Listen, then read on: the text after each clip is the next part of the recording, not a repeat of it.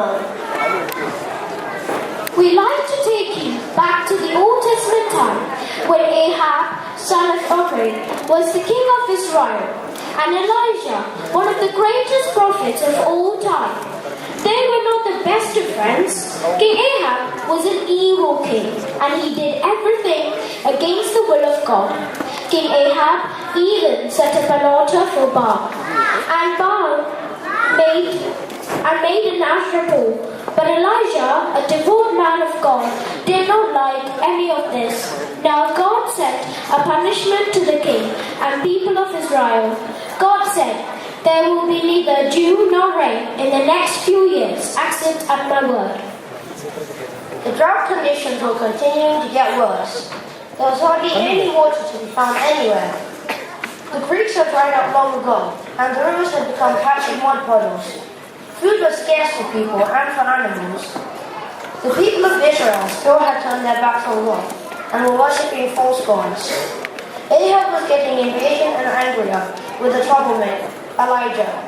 God used Elijah to open their eyes and know the true God. Our story begins with King Ahab calling out to Elijah. "Elijah, is that you old troublemaker of Israel?"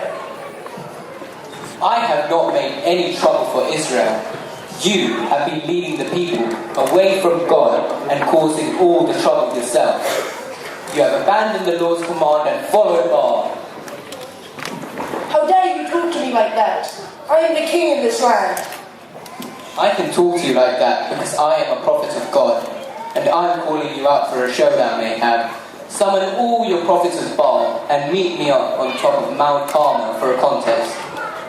I'm surprised at your audacity. You think you can take on my 450 prophets all by yourself? You're right. Those odds are a bit unfair. Tell you what, Ahab. Bring along another 400 prophets who work for that other false god who you worship. What was his name again? Who? You mean Asherah? That's the one. But after the contest, you won't need to remember his name. God will show you who's in charge around here. Now Elijah went up to the people of Israel and told them the whole thing, and how he was challenged by the God they are now worshipping. Do you really believe the Lord your God is going to deliver you? We haven't seen God for a long time. How long will you waver between two options? If Lord is God, follow him. But if Baal is God, follow him. The day of the big contest arrived. All the children of Israel gathered to see the contest. They all wanted to see how one man, Elijah, would stand against 850 false prophets. But Elijah wasn't scared or worried, because he knew that the true God was on his side. You, prophets of Baal, set up your altar, choose a sacrifice, but don't set fire to it. Then you've got to do what you've got to do to get your God to set fire to it. If you do that, you win. So the 850 prophets built an altar out of rocks. Next, they put wood on the rocks. Then they cut up a pool and put the slices of meat on the wood and started to shout. They shouted, "Oh God, hear and answer us! Oh God, hear and answer us! Oh God, hear and answer us! Oh God, hear and answer us!" From morning to about high noon, they shouted and shouted, but there was no response, no fire. Elijah could not take it any longer and started taunting the false prophets. I don't think he can hear you. Maybe you want to shout a little louder. Maybe he's in deep thoughts, or probably sleeping and doesn't want to be awakened. Maybe he's busy, or could be travelling. Or maybe he's not a god at all. They really got under the false prophet's skin. They danced around the altar, shouting even louder. Some of them even cut themselves with swords and spears to show how serious they were. Finally, Elijah had announced, Oh God, hear and answer us! Oh God, hear and answer us! Oh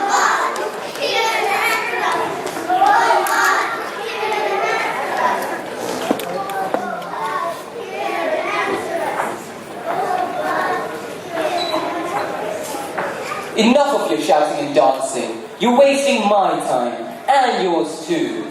This has been quite a performance, but it's my turn now. The false prophets were so tired and thirsty that they all collapsed. Elijah had asked them to come to him. He took 12 stones, one of each of the 12 tribes of Israel. He then stacked them together to make an altar. He piled some wood on top and then put some cut meat pieces on them.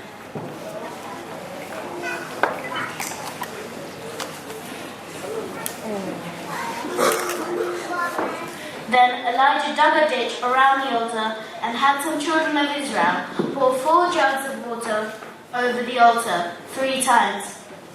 There was so much water that the ditch was full. Then Elijah stepped back and made an announcement. You're probably thinking I'm a crazy old man soaking the sacrifice in water. But I want to make sure you understand something. There's only one God around here, and that's not your Baal.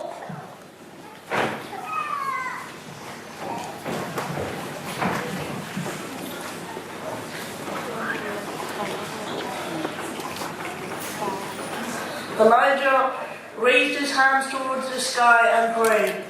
O Lord, God of Israel, let it be known today that you, O Lord, are God, and I am your servant, and have done all these things at your command.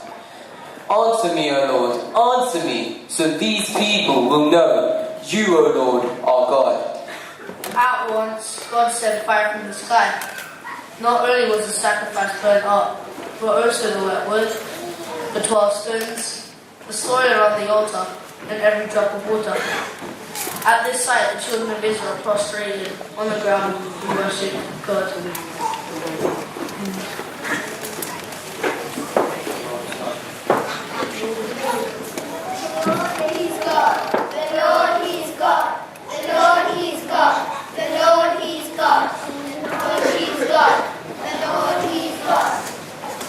Well, the big contest is over, and now you all have seen who is the true God of Israel.